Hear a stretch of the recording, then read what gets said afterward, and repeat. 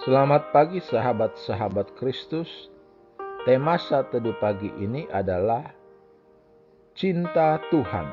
Bacaan Alkitab terambil dari 1 Yohanes pasal 4 ayat 7 sampai 21 yang berbunyi demikian. Ya, saudara-saudaraku yang terkasih, marilah kita saling mengasihi, sebab kasih itu berasal dari Allah. Dan setiap orang yang mengasihi lahir dari Allah dan mengenal Allah. Siapa yang tidak mengasihi, ia tidak mengenal Allah, sebab Allah adalah kasih. Dalam hal inilah kasih Allah dinyatakan di tengah-tengah kita, yaitu bahwa Allah telah mengutus Anaknya yang tunggal ke dalam dunia, supaya kita hidup olehnya. Inilah kasih itu, bukan kita yang telah mengasihi Allah, tetapi Allah yang telah mengasihi kita dan mengutus Anaknya sebagai pendamaian bagi dosa-dosa kita. Saudara-saudaraku yang terkasih, kalau Allah demikian mengasihi kita, maka kita juga harus saling mengasihi. Tidak ada seorang pun yang pernah melihat. Jika kita saling mengasihi, Allah tetap di dalam kita dan kasih-Nya sempurna di dalam kita. Demikianlah kita ketahui bahwa kita tetap berada di dalam Allah dan Dia di dalam kita, karena Ia telah mengaruniakan Roh-Nya kepada kita. Dan kami telah melihat dan bersaksi bahwa Bapa telah mengutus Anaknya menjadi juru selamat dunia. Siapa yang mengaku bahwa Yesus adalah Anak Allah, Allah tetap berada di dalam Dia dan Dia di dalam Allah. Kita telah mengenal dan percaya akan kasih Allah kepada kita. Allah adalah kasih, dan siapa yang tetap berada di dalam kasih, ia tetap berada di dalam Allah dan Allah di dalam Dia. Dalam hal inilah kasih Allah sempurna di dalam kita, yaitu kalau kita mempunyai keberanian percaya pada hari penghakiman. Karena sama seperti Dia, kita juga ada di dalam dunia ini. Di dalam kasih tidak ada ketakutan. Kasih yang sempurna melenyapkan ketakutan, sebab ketakutan mengandung hukuman, dan siapa yang takut, ia tidak sempurna di dalam kasih. Kita mengasihi karena Allah lebih dahulu mengasihi kita.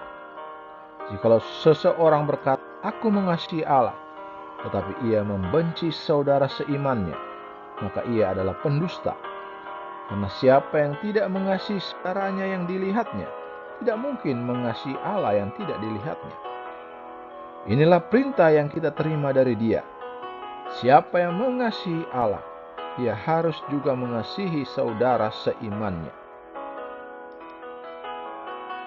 Ayat hafalan untuk renungan pagi ini terambil dari kitab Roma pasal 5 ayat 8 yang berbunyi, "Akan tetapi Allah menunjukkan kasih-Nya kepada kita dalam hal ini, ketika kita masih berdosa, Kristus telah mati untuk kita."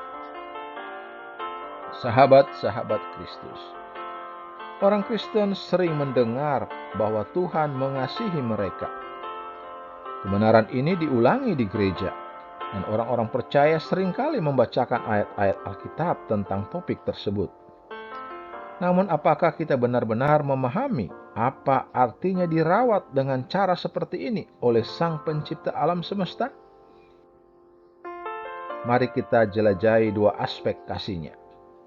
Pertama, kasih Tuhan tidak dipengaruhi oleh apapun yang ada di dalam atau di sekitar kita. Karena kasih adalah salah satu sifat Tuhan yang tidak berubah. Kita tahu bahwa meskipun kita masih hidup dalam dosa, Kristus telah mati untuk kita. Roma 5 ayat 8. Kita tidak melakukan apapun untuk mendapatkan kasih-Nya, dan kita tidak dapat melakukan apapun untuk menghalanginya. Kedua, cinta ilahi itu abadi. Orang beriman tidak akan pernah lepas darinya. Faktanya, Efesus 1 ayat 4 memberitahu kita bahwa Bapa telah memilih kita sebelum dunia dijadikan. Oleh karena itu, kita tahu bahwa kepeduliannya terhadap kita selalu menjadi fakta dan akan selalu demikian. sahabat-sahabat Kristus. Kita bisa mempercayai Dia yang mengasihi kita sepenuhnya. Yesus membuktikan kasih-Nya dengan mati menggantikan kita untuk menyelamatkan kita dari dosa dan konsekuensinya. Dia berjanji untuk selalu menyertai kita dan mengarahkan kita ketika kita tersesat. Baik kita merasakan kehadirannya atau tidak, kasih-Nya mengelilingi dan melindungi kita selamanya. Ingat, kita tidak mendapatkan kasih Tuhan bagi kita, dan itulah sebabnya kita tidak akan pernah kehilangan kasih itu. Terpujilah Kristus. Haleluya. Tuhan memberkati dan menyertai kita semua. Amin.